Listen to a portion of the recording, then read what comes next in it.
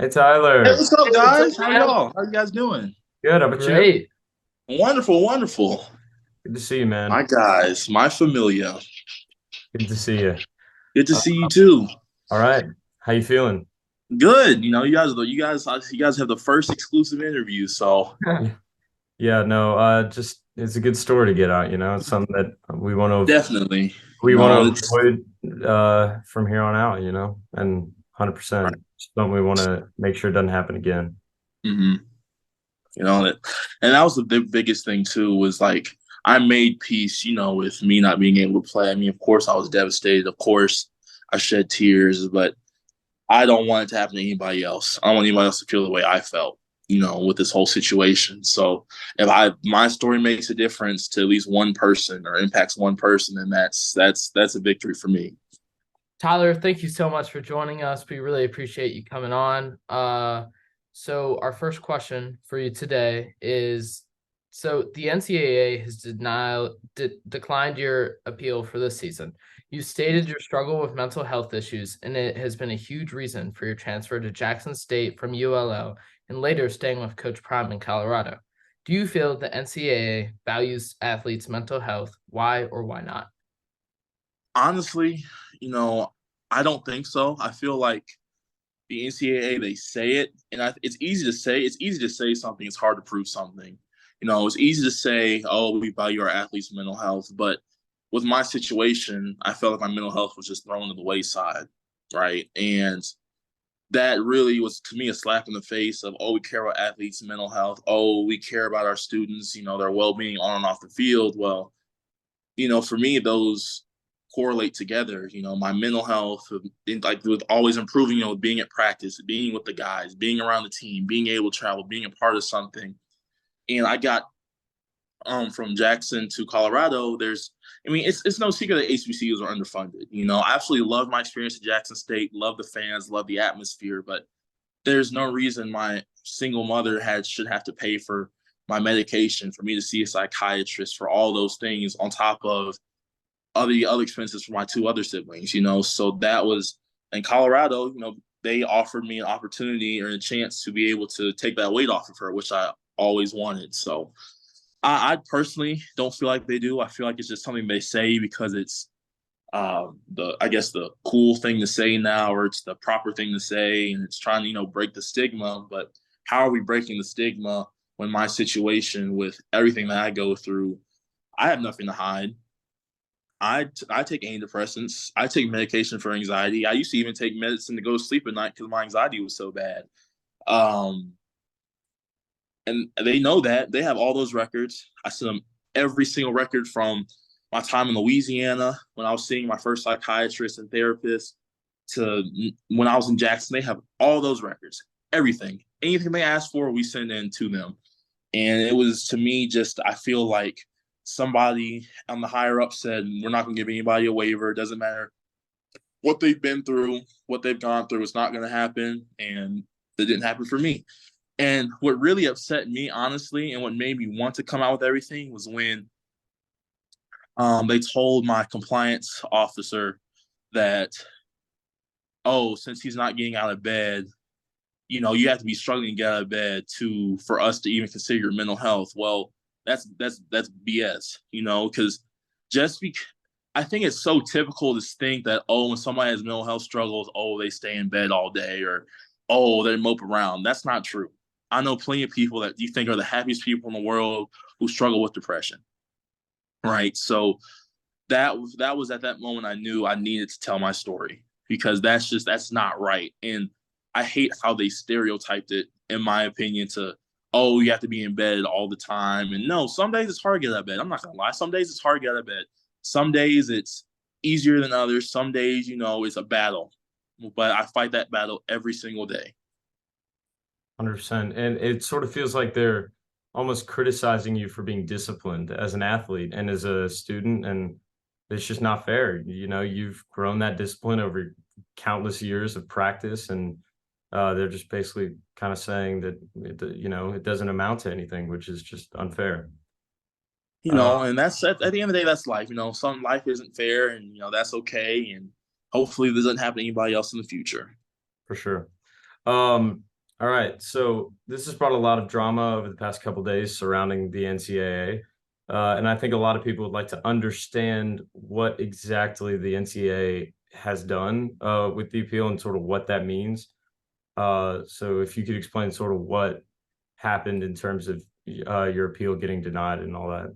Yeah, for sure. So the first time, as you know, so when you're a second time transfer, you have to get a waiver to be able to play football. And when I left Jackson State, the rules were completely different. So when I first left, I should have been able to play. But when I transferred and I was already at Colorado, they changed the rules. So they changed the rules for how you could leave, what you could be eligible to play with, what you could get a waiver for, and that all changed by the time I got to Colorado. And then I believe it was about 2 weeks ago, my compliance person, Mr. Chase, who was absolutely phenomenal and amazing. I have to thank him just for helping me through this entire process because he made it so easy for me to be able to, help with the appeal process and everything. But anyway, so I need a waiver. And I was told a couple weeks ago, your waiver's been denied by the NCAA, but we're going to fight it. We're going to appeal it. And one of the NCAA people said that I should appeal because my case is so unique.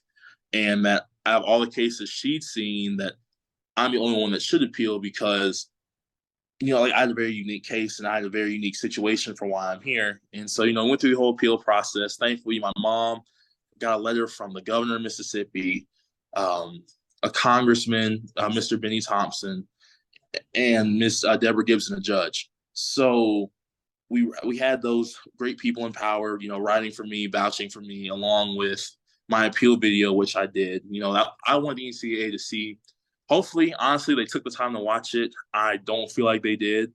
But I wanted to defend myself. I wanted to tell my own story. I wanted them to see it for me instead of just a bunch of handwritten notes, a bunch of fancy wording. No, I wanted them to see my heart, see my character, see me for the person I am.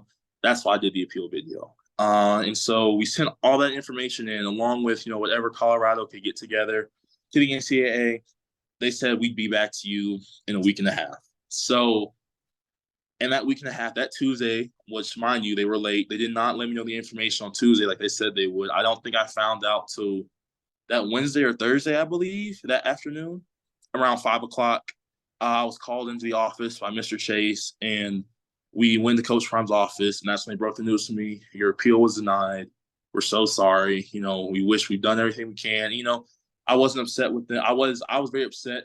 I was more upset with what they said to why my appeal was denied with the, I'm not getting out of bed sort of thing, sort of deal, that stereotype, Right. instead of, the denial, because I knew it was a gamble, and I was hoping that they do the right thing, which I felt like was to hopefully allow me to play. And, the appeal was denied. That's unfortunate. So we turned the waiver in.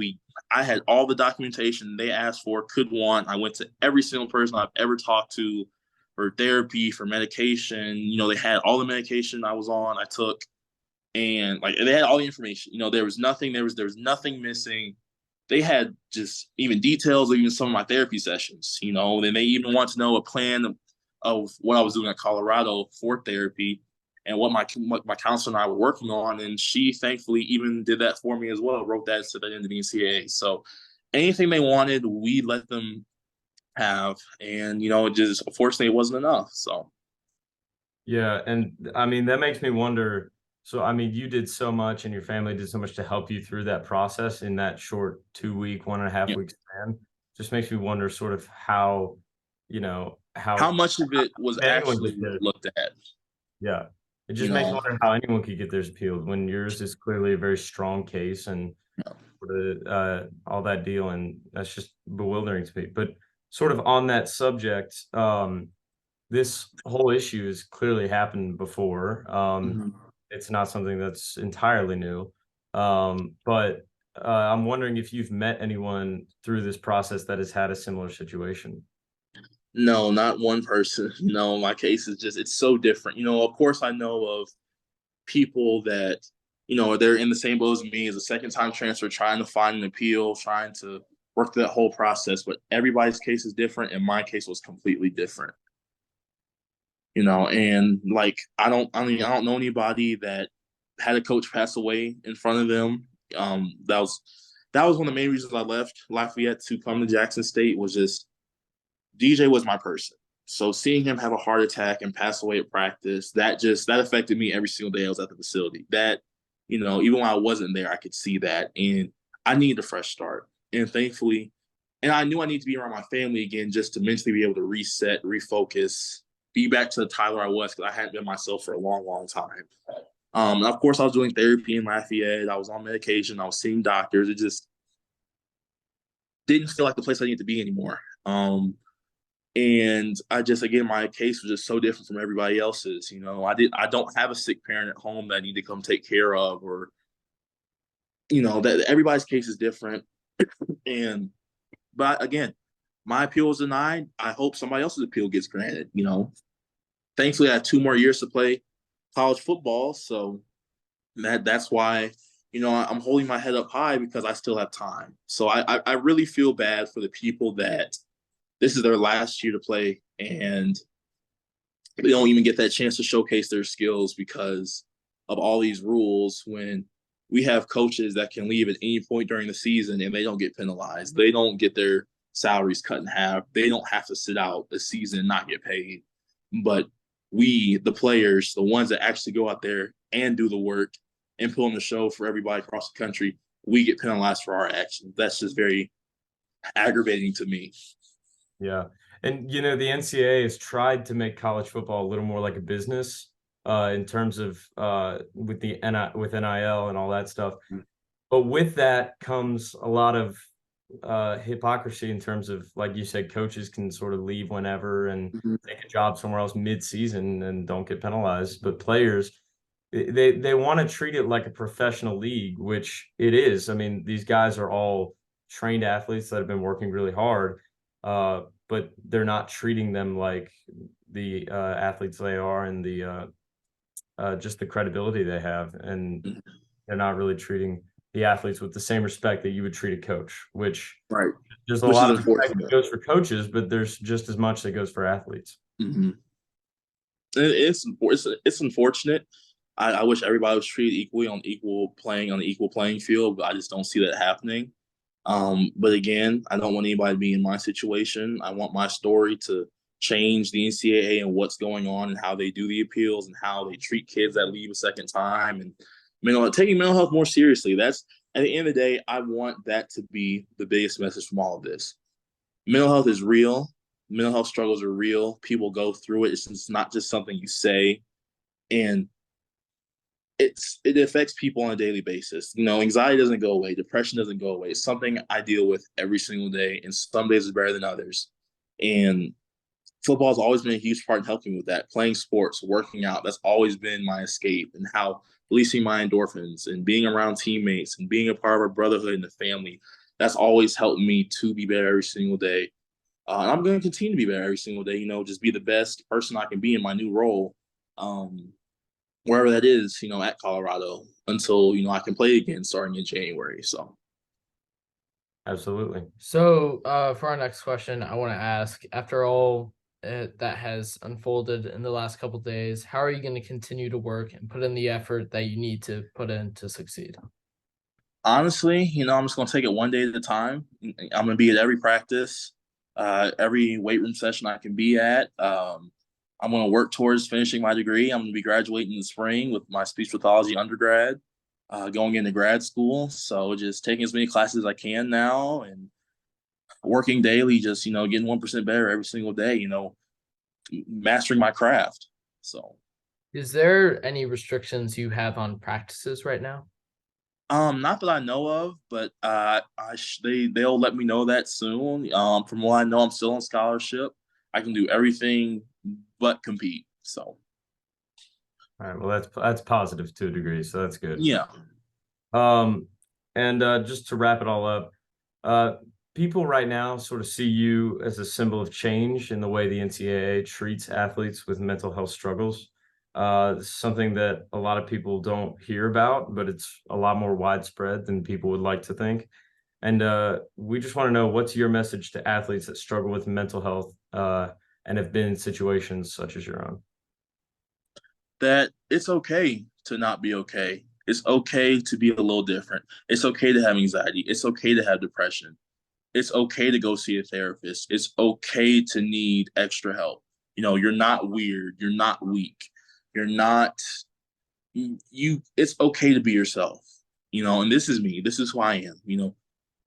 What you saw in that message, what I said, that came from the heart. That's who I am as a person. I don't hide anything from anybody. I am who I am. And I think that's what we have to be as athletes. We don't have to be something that we're not. You don't have to be Superman. Even Superman probably has bad days. Batman has bad days. And that's okay. Everybody has a bad day. Everybody has something that they're going through, and you don't need to suffer in silence. I know many teammates that go through, have anxiety as well, and teammates that struggle with depression, but they don't want to talk to anybody about, because they think that they'll feel weak or they'll be judged or looked at differently.